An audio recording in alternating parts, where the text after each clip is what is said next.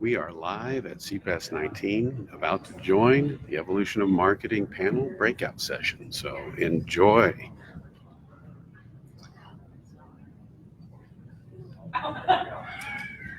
That's so weird.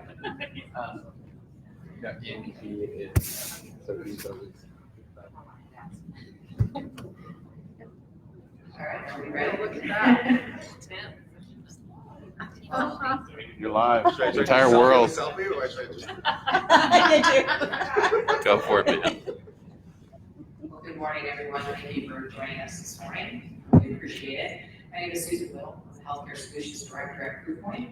Actually, Larry Kaiser was supposed to moderate this session today, but he unfortunately got stuck with Hurricane Dorian, so he's in Florida. So I'm covering for him today, but he is safe. He is family safe. So that's all that's important.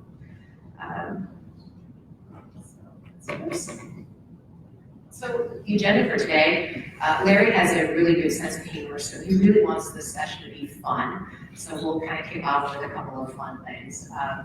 And then we'll get into the panel.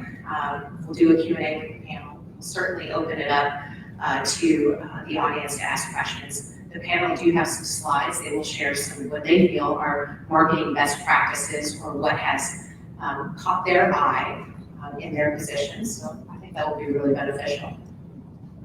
So we'll start out with a couple of memes, marketing memes.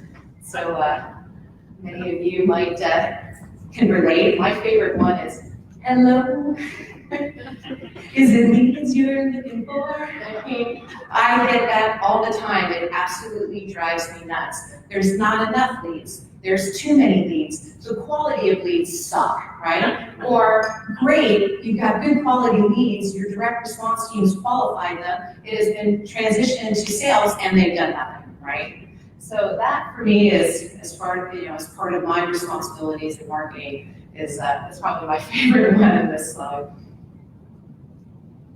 And then what does a marketer do? Although this one's not on the screen, but my husband always asks me, like, what do you do? Well, I help high-tech companies market and sell into healthcare. So what does that mean?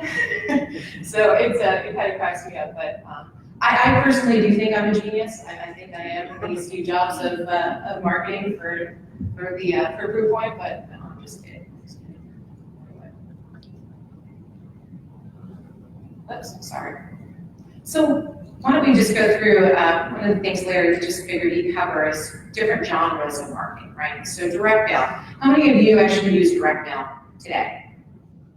Okay, good. You know, there was a while where direct mail was dead, right? Email had absolutely taken over direct mail, but there is a resurgence on direct mail. And in fact, in 2018, there's quite a few stats that direct mail was tied with social media as the #1 preferred marketing communication tool for marketers, which I thought was interesting. And a couple of other 2018 stats that there was a 90% response rate for direct mail from a list that was actually somewhat targeted, or they were somewhat warm. There was a 4.5% response rate for total target prospect list, right? So those are pretty good response rates for direct mail. So don't discount direct mail. It was dead for a while, but it definitely has its resurgence because everybody knows, right? Your email inbox is just overloaded with marketing type communications. Email, okay, so that's a good lead in into email, right? Obviously, I use the term, right? Email is dead, long-lived email, but it really is. It's a critical communication tool. It's a critical business tool, but how we use email going forward is going to change. Like David mentioned, right? The business has to change. So how are you going to utilize email in a way that's going to still reach your target audience without spamming them, right? Without pissing them off, right? Without not wanting to do business with you because you just over communicated or just bombarded them with email. So, but important, of course, the internet, right? So I always laugh about email on the internet. No, I didn't actually have an email account until 1996. I was in college. And then my first job out of college in 1998 didn't even have email and didn't have a website. It's kind of crazy that how that has changed in a relatively short period of time. But of course, the internet, opens up lots of opportunities for different types of marketing communications. Banner ads for one. I think this is a really interesting example of the first banner ad. So AT&T gets the credit for that. And 1994, and look how hot and sexy that is, right?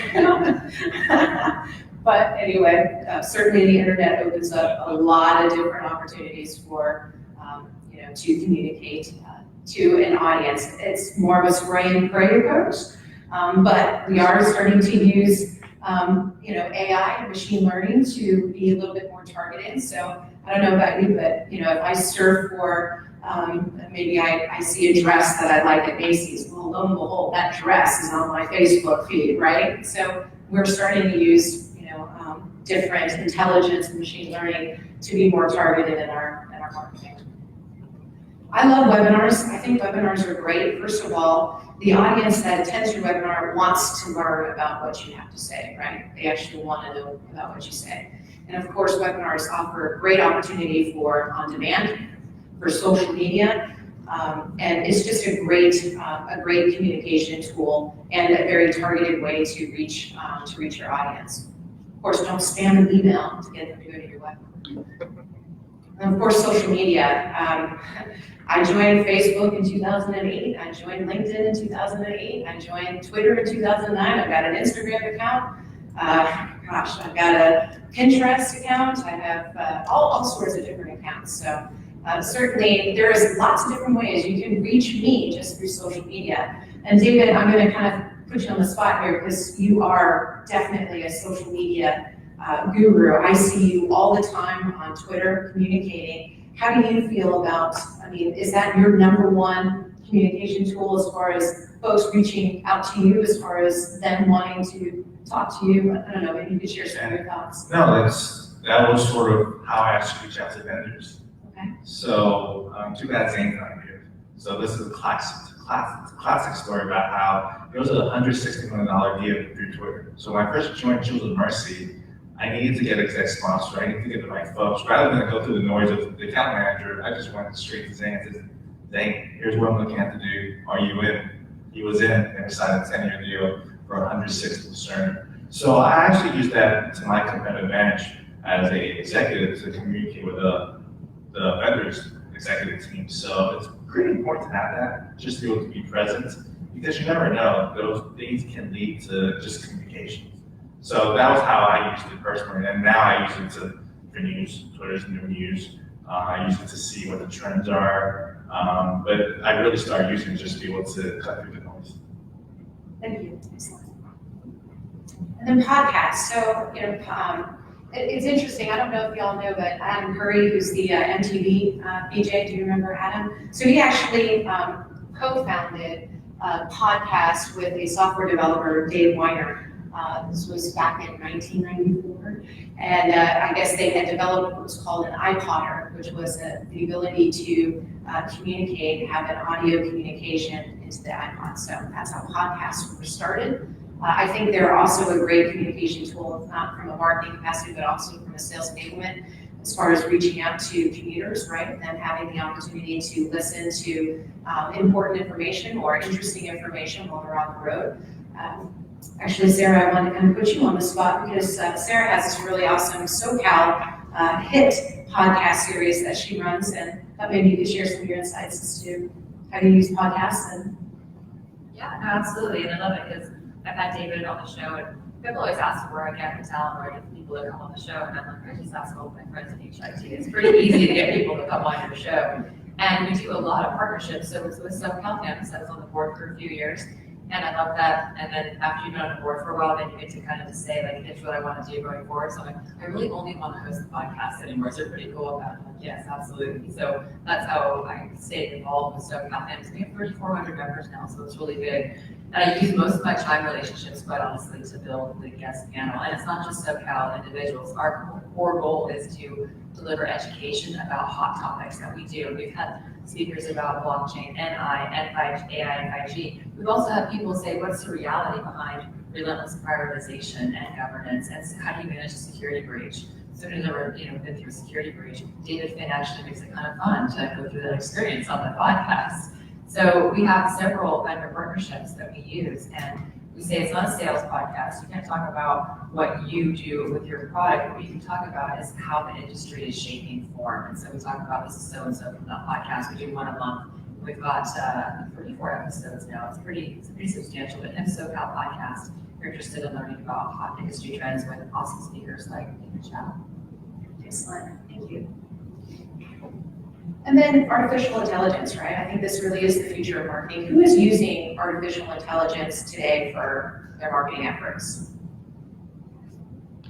Okay, good. So we have two. We've used solutions like Sixth Sense or Demandbase. These are types of AI tools that help you identify intent-based buying triggers. So they navigate web, social media, who's downloading content on your own website. They kind of put this algorithm together, this formula together, and they can tell you down to the company and even to the email address and alias as to what they're interested in. And you can use those triggers to reach out to them. Like, hey, I see that you're interested in email security, that you've been Googling or looking at Proofpoint and Mimecast, right? Can we maybe, give you some information that might be helpful in your decision process?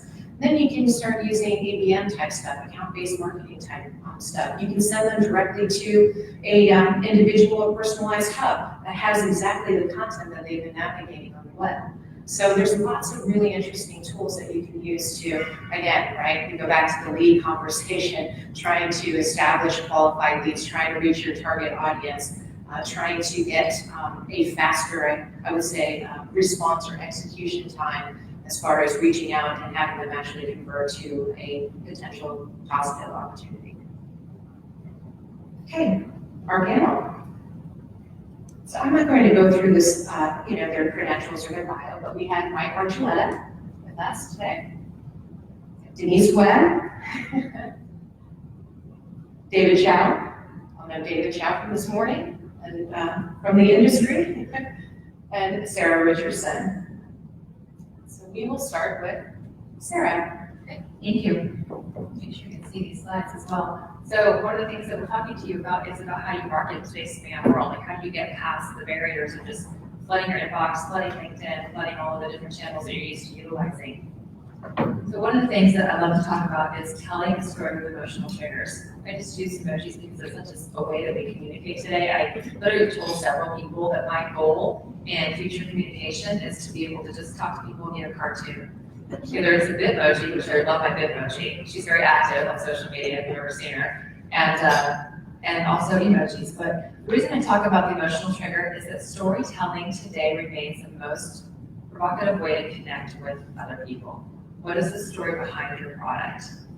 And most importantly, and David touched on this morning, which I loved, when you are meeting with a client or a customer, you already need to understand everything about the problems they have in their organization. So as you think about building a rapport with a client, you have to know what it feels like to be a patient in their ecosystem, what it feels like to be tackling the social determinants of health that they're really looking for. So we talk about value-based care not really occurring in certain places. Well, in Southern California, it is the prevailing way to deliver care. So when we think about how we tackle population health in Southern California, it's mostly medical group and primary specialty care driven, not hospital brick and mortar driven. And so knowing what that looks like in Southern California, knowing how that affects how we take care of patients, knowing that our key drivers are bringing care to the home, to the patient, in a way that they don't actually have to come to us to get access to care, those are big pieces of what we do. And a huge Medicare Advantage population. So as you go into a market, really understand what that client is truly delivering. And when you come to me and you say, so tell me about some of your needs, it's the wrong question. It's like, I understand you have this problem you're trying to solve, and here's why my product is a differentiator in your specific market and what you're trying to do. So you get caught up in the bright, shiny aspect of, oh my gosh, I work for Optum Care. We have 250,000 people. I promise you I don't know 249,500 of them.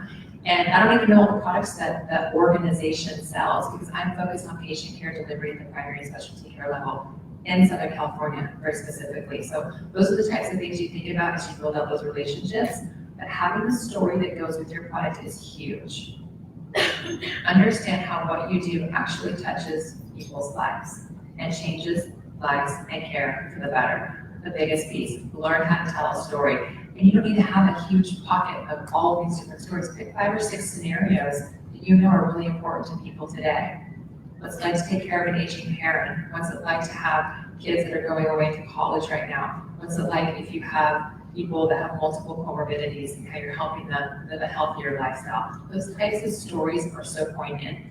And having a true caregiver, I had a conversation this morning about how many people in your company have ever worked in a hospital or worked in a medical group. And it's very powerful to have that perspective because we can tell stories all day long, 20 years of working in hospitals and medical groups. And there's a lot of nurses and there's a lot of clinicians out there who are tired of delivering care, that smile one in the front row, and they want to go figure out how to make the technology component work in a very human way. Those are the types of stories you really want to think about and go after. How many of you are familiar with Marcus Sheridan in this book? One person. Everybody needs to go read this book. There's a newer version, actually, it's an updated version for like this year. He just published it. This guy was a pool salesman. Like, how does that relate to healthcare? So in 2008, River Pools in the West Virginia area was the #1 pool sales company. And then when the recession hit, they tanked. Nobody had any money to invest in pools. So what they started to do was do what they call the inbound marketing. Every single question that anybody ever asked them about their product, they posted in blogs and comments and web pages on their website. And even went so far as to highlight what other people were doing in the industry as a service that they didn't provide. They're a fiberglass pool company. But if you have questions about cement pools and saltwater pools and all these different things, they became the experts on everything there was to know in the pool industry. Completely transformed their organization into an inbound marketing. So people were coming to them and spending hours on their website, learning about information and becoming a place where people could figure out everything they ever needed to know before they made a major decision. When you think about the power of not only adding the storytelling to your product, but having your website be a place where people go and learn everything they need to know, not just about how you offer that product, but think about things that you learn in researching the solutions that are being delivered. So if I go to your website to learn something about a certain topic, you may teach me things I didn't know or share perspectives with me that I wasn't aware of because of all of the research that you have done and all of the products you put out from the perspective of inbound marketing. It's a great story. And then he went on to run a company, he still does it, called the Sales Lion. He has a ton of TED Talks and webinars and different YouTube content out there, so you can also see what Marcus Sheridan does. He now is way on, of course, from River Pools and does all kinds of consulting for companies all over the world to help them be successful with their marketing plans and reaching the appropriate customer base. And the most important thing that's all ties in together is that emotional connection to how you engage your customers. We talked about the storytelling and the customer-centric content.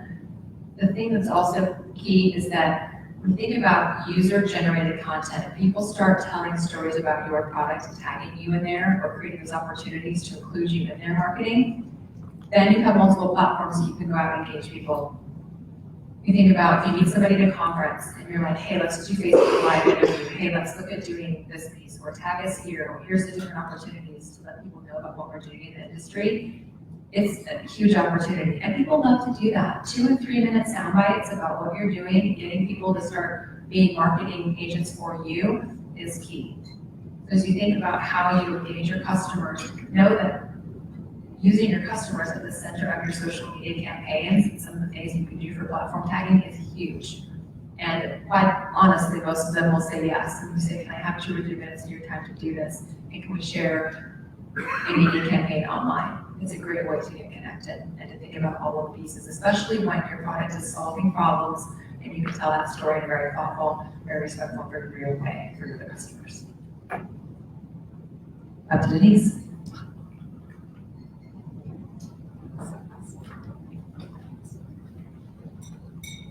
Good morning. Good morning. So I want to tell you a story about a company that captured my attention. I was formerly the CIO at Marshfield Clinic Health System up in the northwest part of Wisconsin. And I started there in 2016. And Marshfield Clinic had decided that they were going to market their homegrown EHR. And when they decided that, they created their own IT company. They took all of their IT and put it in a company. And it was subsidiary to the health system. So when they themselves became an IT services supplier, they had to market back to the clinic and to the business partners. And things changed for them. They had to get a handle on their costs. And they had to be able to tell their business partners what things cost and why they cost that much. And it was interesting because the health system or the clinic at the time, they didn't really know how much IT cost. It was just a line on their ledger, and they had no idea how much that radiology system was costing them or whether they should invest in a new radiology system. So the IT cost specialist that was in NCIS was the name of the company that I led in 2016. And the cost specialist, she was a disciple of N.D. Meyer. Is anybody familiar with D. Meyer? No? Well, he was into activity-based budgeting and budget by deliverables. And it really was about cost transparency and adding up what are the costs to do that project or to provide that service. And so they had to totally change their mindset, and they had to be able to invoice the businesses and tell them exactly where their costs were and what they were paying for. So in the process, Monica was my IT cost specialist. She got involved in this council called the Technology Business Management Council. And this is the story about Aptio. So Aptio provides software as a service applications, and they help CIOs manage IT as a business. And we all need that in all industries, not just in healthcare. And it also helps the IT leaders and the business partners make smart IT investment decisions. Well, the interesting thing about Aptio is they took a unique approach to their marketing. And it got my attention because this is really how they got to me. They actually created a not-for-profit organization called the TBN Council. And I put their website up there if you want to go out there. And by creating this council, they actually created a community of users, not of a product, but of a practice. So the practice of managing IT as a business, managing IT investments, and doing this in partnership with your business partners. So they actually created this council, and then the next thing they did, they put together a board of some pretty high-powered companies, CIOs. So they had companies like Cisco, Aflac, Roden and Fields, and Newport News Shipbuilding, so across all the industries. And what's kind of interesting though is they still presently do not have a healthcare CIO on their board, but they're trying to break into the healthcare space. So, you know, this council, they never actually promoted Aptio, they promoted the practice. So they built out a whole digital platform and a service called TBM Connect. And, you know, their mandates for their council are to have collaboration, inclusiveness, transparency. And so they actually do not charge to be a member. It's free. It's targeted towards IT and finance leaders at all levels.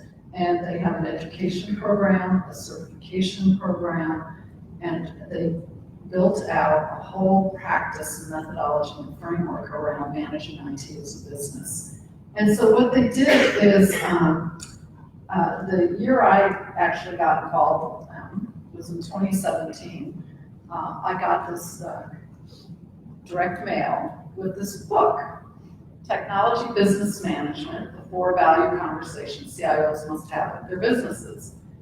And a nice invitation to come to the Hamptons for their board retreat and their executive summit. All paid for except the travel. And I thought, oh boy, what is this? And I knew my folks were involved with them. And so I went to my VP of IT Business Management Operations, and I said, so is this something I should go to? And because they had not marketed me through email, or even if they did, I probably filtered the email out and deleted it. But they said, oh, we're heavily involved with the council. And in fact, Monica's on a work group. They're building out the healthcare taxonomy for cost transparency. And it's really shaped our cost model. Our cost model was in all these massive Excel spreadsheets, which was quite onerous to manage. And so I said, okay, well, I'm going to go check this out. I was most intrigued about the lineup of the guests that were coming to the summit, because there were CIOs from federal government, from higher education, and from all of these other industries that I think, are oftentimes way ahead of the curve of the healthcare IT industry. And so I thought, wow, I can learn a lot from these folks. And a report message for all of you, a lot of us CIOs really do value the peer-to-peer connection to hear about products and services and experiences that other CIOs have had. So I actually did go to that meeting and found it very valuable and thought, wow, I need to get on this board because this is a great networking opportunity. And I really encouraged my people to stay involved in the TBM Council because it was really helping us in our relationship with the business partners across the health system. And when I was at that summit, I really didn't hear the name Aptio come up. Some people said they use the product. You do not have to be a customer of Aptio to be involved in the council. And this is what was really unique, is that, Aptio was on the board, and obviously the council was underwritten from a financial standpoint by Aptio. But I just thought, wow, that's just really clever what they did. They're selling the practice and not the product. I mean, the product just comes along, you realize that you need their product. And so, they really took an indirect bottom-up approach by doing this through this not-for-profit council. And you didn't feel like as a CIO you were getting bombarded by a marketing group to buy their product. They wanted you to become a disciple and advocate of the practice of TBM.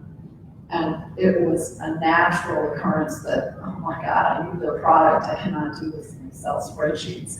And so we actually ended up purchasing and implementing their product. And now, so many CIOs that are using Aptio's services are so revved up about it, they go and tell their other CIO friends. And now Aptio has started what's called a peer-to-peer program where they actually are compensating CIOs to help deliver, leads for their sales team. So I just thought that there was a really unique approach. Email, God, I got so much email, you just didn't have time to look at it. And so I actually put some rules in my Outlook to filter out emails that came from .coms. And I actually created my own little LLC now, and I created the domain with .llc. So you might think about creating a domain with something other than .com. You might not get filtered out. But so anyway, that's what I wanted to share. I just think it was a really unique approach. It's not something every company can go out and do, but to focus more on the users of the practice that your products or services serve, rather than driving the product, drive the practice. Who's next at the guessing game? Oh, Mike. Last but not least. Thank you guys very much. It's definitely an honor being here. So let's see if this works. Perfect. So we ask ourselves, what are healthcare organizations and clinics? Well, healthcare organizations and clinics are digital companies that happen to deliver healthcare services. I think that's a critical item to basically understand that healthcare organizations are digital companies. Really understanding your actual end user, and then understanding who do we basically answer to? Who is my new CEO? And basically, my new CEO is the patient. And again, that is such a critical element because at the end of the day, as an organization, if we are not building asynchronous tools that benefit our patients, both inside and outside of our organizations, we have failed. And when we look at building specific marketing and looking at changing a vendor to a trusted advisor, we have to build a specific foundation. And that foundation of trust, knowing what are healthcare organizations, what are clinics, who do we answer to? Why are we all basically here? That is such a critical element. Because at times, we come to these technology events and we're always talking about tech. But we forget about the people that we serve. This is why we are here, making sure that we are designing and developing the specific tools that benefit these individuals moving forward. And again, as I stated, we really truly need to meet the new CEO, the patient. Patients now see themselves as customers purchasing not only services, but an experience which the entire health system is accountable for. I think continued consumer engagement is really key to successful healthcare marketing. Again, really understanding the actual needs that these healthcare organizations are basically needing. Building that foundation and really moving forward. And one of my critical elements too is, I don't want to see a vendor. That is just one thing I do not want to see. A vendor is an actual individual that's going to sell me a product, a year later wanting me to basically renew. I'm looking for a trusted advisor. I think that is such a critical element because again, if you have those $100 million deals, how do you make that happen? You make that happen because you have established trust with your actual end user. You understand the market of healthcare, what we're doing, who we're answering to, and the reason why we're really experiencing this. And again, Sarah had some great points about empathy, really understanding, being an actual patient yourself, working in the healthcare market. Because again, individuals that have experience working in this market are so much more valuable than an individual that has not basically developed or have done anything with healthcare. Those are sales individuals. I am looking for that trusted advisor moving forward. And this is what I developed. This is learn the ABCDs of trust, really moving from a vendor to a trusted advisor, really focusing on able, believe, connect, and dependable. That you're really able to know the healthcare challenges you face and what your organization is basically doing and how you can be a success to them. Because this morning, as Russ stated, my success is your success and your success is ours. And I think that is such a critical point moving forward. And really believable, you are really a person of integrity. You really come up, your word is value.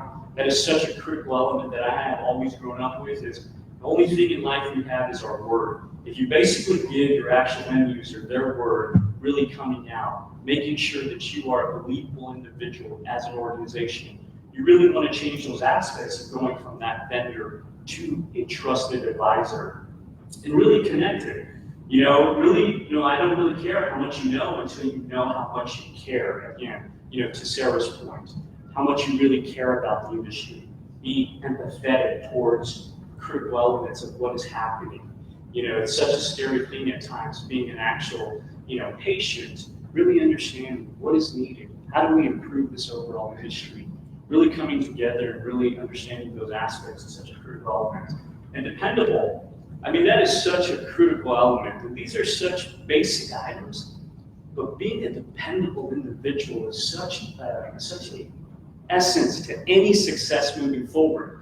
Dependability where I can pick up the phone and basically call an individual, ask them a question. They know what is going on, helping out with the actual results. That is moving away from being that vendor and moving forward and becoming a trusted advisor. And moving forward with those initiatives, new projects really coming in. You know, hey, I need to talk to my trusted advisor. We could basically bring these initiatives in place. You understand what we need, and we could basically develop it together. Because again, it is critical that we continue to build those asynchronous tools that benefit both our patients inside and outside of our organization. And a critical element too is really knowing that organization, determining if that organization has that culture basically built of digitalization. We're all living in the digital age of healthcare. Again, understanding those aspects, such an important factor. And really, my success is your success and your success is ours, and being that trusted advisor. And one thing too, what we can always focus on, and we come about, and we always say this, is proper collaboration really drives transformation. That is such a critical element because at times, IT has always been in those silos. They don't want to collaborate with other specific entities, other groups. But you guys need to come together, have that proper collaboration so we can truly drive this overall industry. You know, when we look at some of the initiatives that are happening, you know, we're several years behind the curve when it comes to technology advancements, but we're saving people's lives. That just doesn't make sense. So again, that proper collaboration truly drives transformation. And I always like to say too, is anywhere I go, is I say we must leave our egos at the door and move the healthcare industry forward and together. And as Henry Ford would quote, coming together is the beginning, keeping together is progress, and working together is success. Because again, with that proper collaboration, we can truly transform healthcare and transform it together. Because again, ladies and gentlemen, we really want to move away from that vendor. We do not want to consider these individuals vendors. We are looking for trusted advisors that are dependable, believable, that have worked in the industry that we have basically done, and that have walked the walk that we have done as well. You know, we have a lot of individuals that basically like stating they've done this and that, but at times it's just a talk. We really want to bring those initiatives to believe, to show some experience, to bring that empathy, to truly understand that we are a digital company that happens to deliver healthcare services. And one critical element that I always like learning too is, as an actual leader, there's always been 3 L's that I've always looked at. And that's listening, learning, then leading. Truly, as trusted advisors, potential trusted advisors, you know, listen to the organization, listen to their needs, what is needed, learn from what is happening in that specific group, have the empathy, know what it is to be an actual patient, your family, your mother, your father, your sister, your brother, etc. And really, again, just come together and drive those initiatives forward. Because again, that collaboration is such a critical element. And at times we forget that basic element, that proper collaboration will truly drive transformation. Thank you, guys. All right, so I think we're talking about marketing. What I wanted to do is share with you some examples of what really caught my attention from a marketing standpoint. So I believe here's 2 examples. The first one is, take a look at this on Twitter. This is something that Microsoft did that really was genius. They bought a hashtag. They bought this future of work hashtag. Now this hashtag is really popular right now, trending, and somehow, I don't know how much they paid for it, but somehow Microsoft, they would put their logo on there. I thought that was really creative. And that's something you guys should be thinking about from a marketing standpoint. How do you capture someone's attention? 2 things you have to do in marketing: capture attention, number 1. Number 2, you're fighting for a person's time. The time to look at whatever you're putting out there. Because we're in a omni-channel scenario where you have your phone, you have a laptop, you have TVs going on. You're fighting for someone's time to look at what your message is out there. So I thought this was really a genius move by Microsoft. Does anyone remember this? Keys right here. Does this ring a bell to anyone? Burger King? Yeah. Anyone? Have it your way. Have it your way. Okay. So Burger King did something that's really creative. I want to say maybe 2 years ago. They created a Alexa. They created something on Alexa where you were able to talk about, hey, Burger King, something about a Whopper. You know, tell me more about a Whopper. So they caught sort of attention from the consumers because anyone who had an Alexa, when this commercial comes up, will say, hey, Alexa, tell me more about the Whopper. Everyone's Alexa would go off at home about a Whopper. Now, pretty genius, right? I mean, think about how they caught attention. This is what Burger King did. Now, on the flip side, there were a lot of people that were angry too. Because now you have all these Alexas going off. But, brilliant move. So for you guys out there, marketing, trying to create a differentiator, think about these different things that these companies have thought about in terms of being different. Take advantage of something that no one else has done before. So these are just two examples of marketing messages that I thought were really great that caught my attention. And I will challenge you guys to think the same way. How are you going to capture some of the attention and time? Okay, well, now we're up for Q&A. So, actually, I'm going to turn this back to you. So I was jotting down quite a few notes, and a couple of things that just caught my attention as far as lessons learned today is, one, I thought it was really interesting around kind of the voice of the customer, right? Telling the story, leveraging your customer's successes as telling your story, right? Peer-to-peer interaction or peer-to-peer collaboration, especially in a highly collaborative industry like healthcare, I think it makes a lot of sense. I thought that was excellent.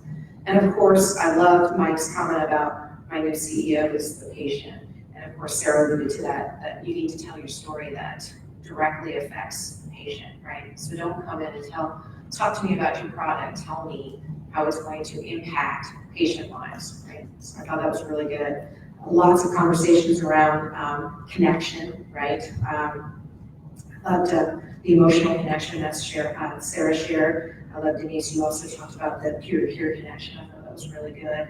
And David, I loved your conversation around capturing the attention that you have such little time, right? So you've got to make an impact, and you've got to do it very quickly, in a very relevant way. So all of those are really good. Why don't I start the question, but please, we have mics going around the room, so please feel free to raise your hand and ask a question. But I'll start out first. Mike, I liked your conversation about the trusted advisor. So one of my questions, and I see you on social media quite a bit. So do you actually follow your trusted advisors on social media? Yeah, absolutely, I surely do.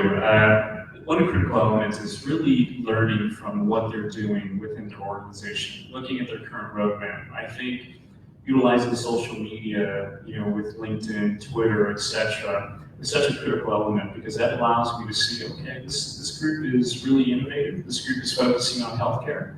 Look at some of the actual success stories this group has basically had, and really learning from those initiatives are extremely critical. So being on social media and following your actual trusted advisor is a critical element. And if Mike is following his trusted advisor, right, and you're interacting with your trusted advisor, your network is seeing that, and their network is seeing that, and then it just explodes, right? It's just, you get a communication, or you get this air cover, if you will, explosion, which is really important as we're trying to get to differentiate ourselves, or be relevant, or be open, or be looked at as a brand in the industry. I saw this question. Yeah, so this question is for Mike. Wondering if you would be willing to talk about any exemplar companies in the healthcare space that you do consider trusted advisors, because a lot of companies say they are your trusted advisor in a particular domain.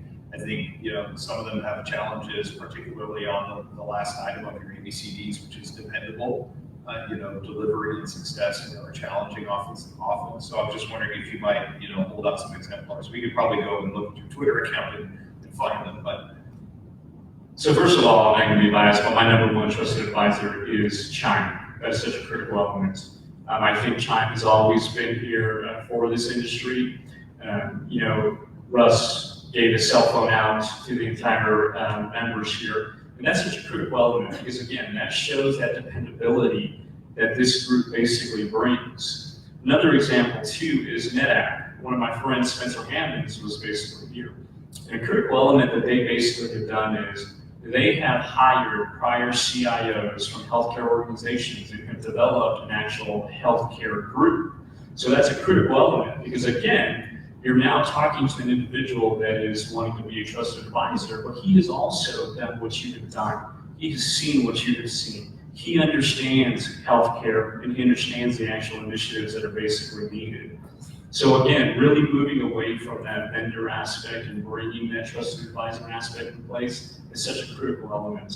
But that really focuses on that communication and that dependability. Because if you can actually see that individual fully dependable and fully focused towards your success and their success, that really drives true transformation.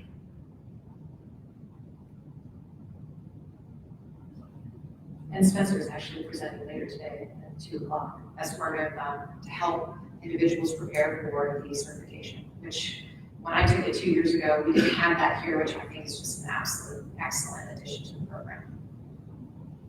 Well, first of all, thank you all of you. This is really good because I am in marketing and I can see that. One of the things I want to mention, at least want to ask the panel. So I really, like, you can have a social media, you can have your campaigns, you can have everything in the world. But at the end of the day, the product needs to do what it says. And I really believe, personally, I believe that, between a vendor and a CIO, it's a true partnership where everyone needs to win. And a lot of time what happens, I see that from the vendor's point of view, no one actually, you don't want to put that mark, but I like it because, if we believe in a product, it has to be a true partnership where everyone wins. So what is your suggestion for vendors? Like, a lot of time vendors feel like, I'm just trying to sell, but more than that, the story idea that you said, hey, it has to be like, there is a market problem and your solution is really fixing that problem to make the CIs look good in the organization. That is one of the things I want to actually ask. And the second thing is I like the differentiator idea. We at healthcare, we have our bees and honey that we provide everywhere, and that is something that's really put our story out there. So really like that story. Why don't you change your incentive model for your sales team? Why don't you change the target to where the CIO or the buyer has to sign off and say, okay, upon delivery, if I'm satisfied, then you guys get paid.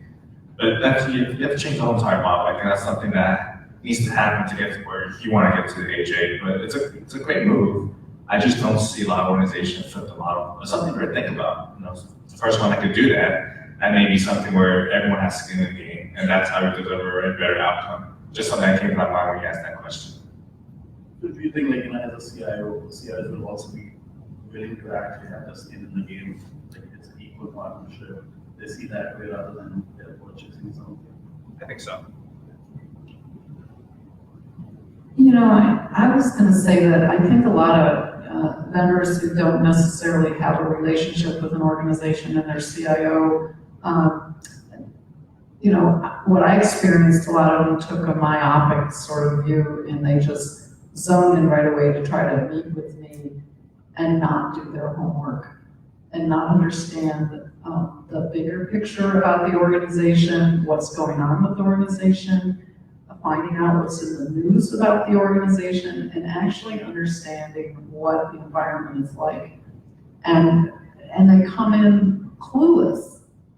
Like, do you even know what part of the state we're in? So, I think what I would tell all of you is do your homework. If you don't already have a relationship with an organization, do your homework and don't try to first meet with the CIO, because the real work happens down at the line staff level and the middle managers.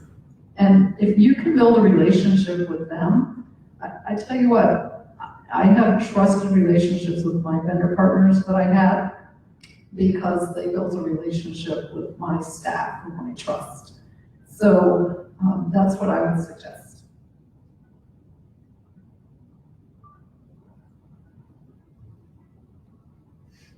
So totally agree with the trusted advisor, creating the right relationships. In a lot of the large organizations that you try and do business with, you run into this other group called procurement that also has a lot of power in the organization to help drive decisions and how those decisions are made. How have you seen marketing be effective in influencing and driving procurement to the same conclusion that you have for the technology relationships? So it's interesting, and I'll make you aware of the cycle. So I have a vendor that I've used for years in different locations. It just took me almost 4 years to get them into my current company. 4 years. After already having used them in 2 other lifetimes and knowing that their product works really, really well. So part of it is the reputation that you have, being able to bring something forward and navigate politics. And I say that because we were bought twice during this whole journey, had to start over all again with the NSA, the security review, all those pieces. So there is a level of patience that goes into understanding what it takes to do business. And we have partnerships where if you're hitting us up to try to push that close at the end of the quarter, it can't be about making the numbers, it has to be about solving the problems. So a piece of that marketing is the patience that comes into a long-term potential deal with another organization. So the first piece of advice that I would give. The other component is once you've made the cut to go into those procurement conversations, the marketing is essentially complete. It's really about the value proposition that's going to come back to the organization. So the hardest part is just getting that either that RFP or that foot in the door to have those conversations to be chosen in the first place. But know that even after you've been the selected partner, it can take years to get there, and everyone can turn over. It's a matter of just literally having a level of patience to make sure that you get there and have the cycles to be able to do it effectively. Can I flip the question a little bit? Has procurement ever come to you all and said, you should really look into this product? Procurement's nice. No, not procurement, it's just curious. It's people that go to golf tournaments, go to other events, and get invited to Silicon Valley, don't bring their engineering and architects with them, and then they find a product that actually has to figure out how to backdoor in. Don't ever do that, please, because it's a horrible way to get into an organization. Good. Good advice. Thank you. Thanks for a great panel discussion, by the way. I was just wondering if each of you could share the top 3 either blogs, websites, podcast videos that you go to get your information. And I'm definitely talking to you, Sarah, you're all done here. But one of the things that I do is we like to put our content where people are actually active and engaging, not necessarily driving them to our content. Putting places, if we write a blog, getting it syndicated through health systems, CIO or something like that, so it reaches where folks are actually going. So I was wondering if each of you could share your top 3 sources where you're getting information. Well, I would say that my first source, because I really like to be sort of like the secret shopper, and I like to go out and do research. So I definitely rely on the search engines, like Google. And so what comes up in those search engines, that I go out there, if we have something in our strategic plan or coming up in the next year in our budgeting cycle, and we have a problem we're trying to solve, a lot of times I will go out and do my own independent research from my teams to kind of be familiar with what's out in the landscape and what's being said about different products. So search engines. I also follow what's on LinkedIn, and I do like to go listen to webinars or presentations that have been given by vendor partners or vendors that I'm not familiar with. And oftentimes I know vendors post things on YouTube. I'll go look at that. I'd like to add to, search engine is such a critical element. Going onto social media, like Twitter, is very important.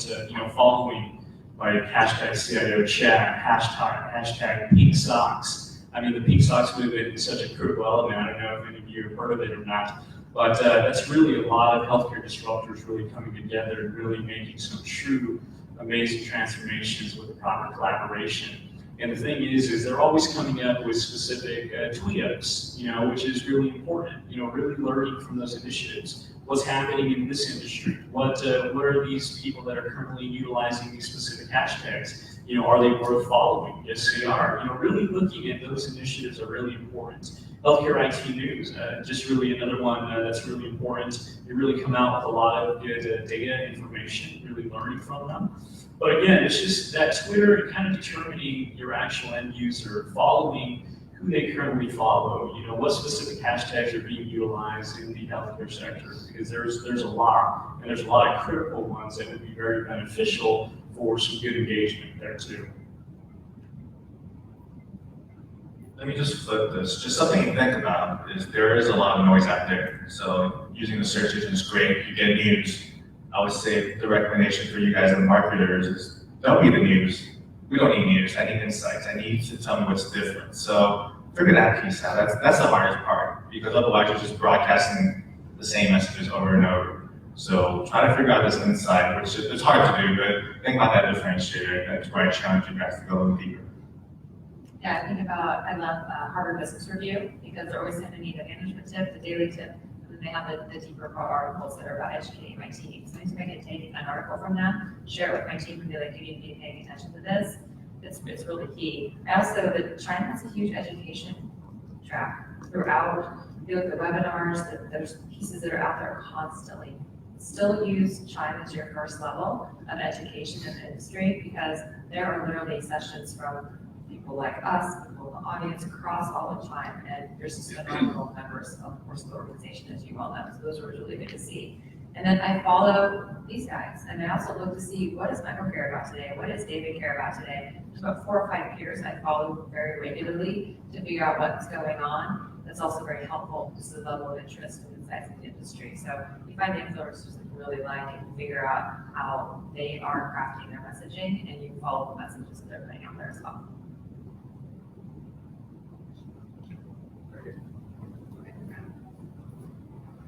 Is analyst tools is the Gartner Magic Quadrant still important as far as a buying tool or a buying decision tool? I'll buy it, I can't answer that. Because we spend a ton of money with Gartner. So I've been in the business 25 years, I've never used the magic quadrant to make a decision. Wow. I've looked at a lot of materials that class produces. Okay. Very good.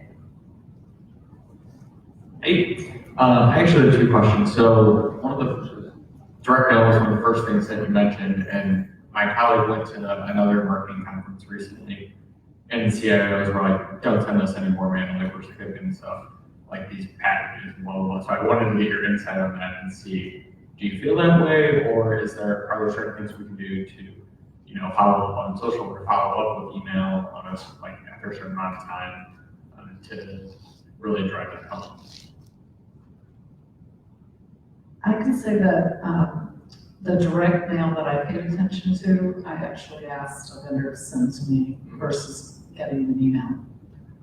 I just, the email, you're so inundated with email, you just, up till midnight trying to catch up on email.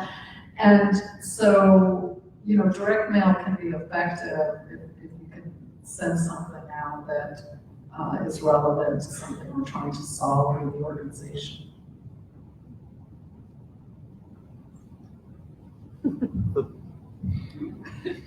How does it work? My favorite gimmick that was sending half of a product was supposed to call you to get the half of it. So that happened 2 weeks ago. I meant to bring it just to show you this. In this box for you, Sarah, is half of an Alexa. I'm like, thanks. I'm never going to follow a company and buy this team on the list. So that's a terrible way that was to connect with different partners. I also want to clarify that just because I haven't used the magic quadrant to make decisions, I have used Gartner to do in-depth research on certain trends. So it's not that I don't believe they value product, I just don't use the quadrant. And then I had a second question. You've talked so much about social media. Do you have any advice on our leadership team is very old school and not active on social? Do you have any advice to really help them with that?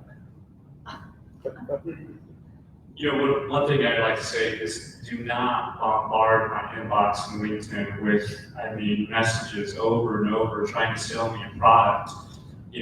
One critical step that you guys are really doing that's really important is you're here in this China bit, really focusing on how you can basically extend out to CIOs and the entire organization.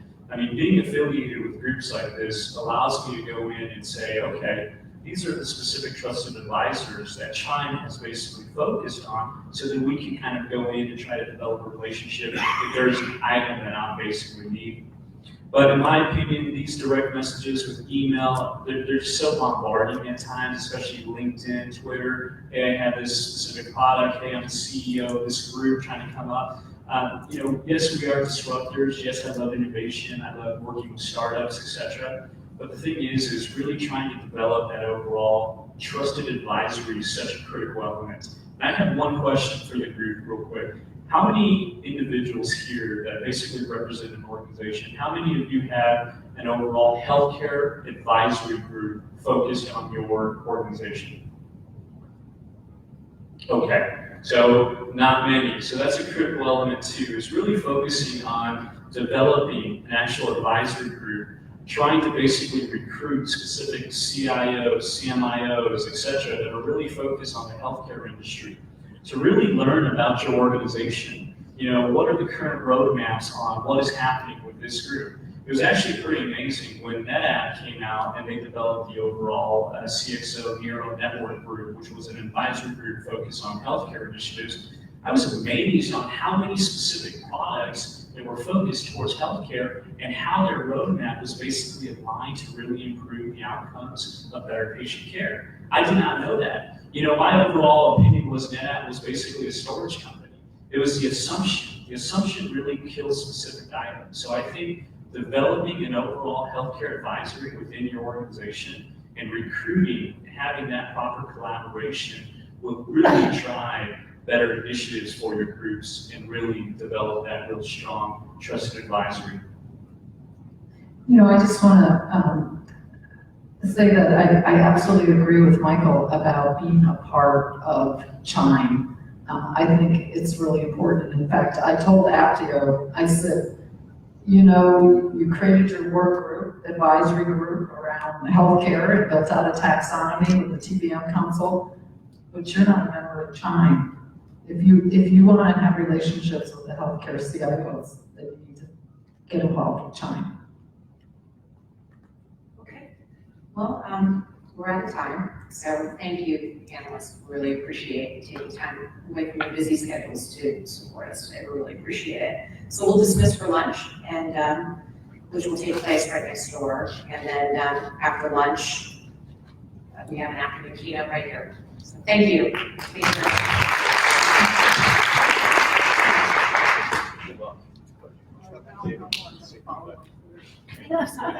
much. Appreciate it. Very nice. Oh, yeah.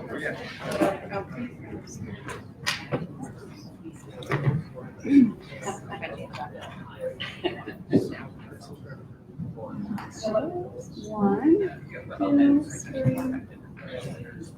Okay, appreciate it. Awesome. Thank you guys. Appreciate it. Of course. It's a big deal.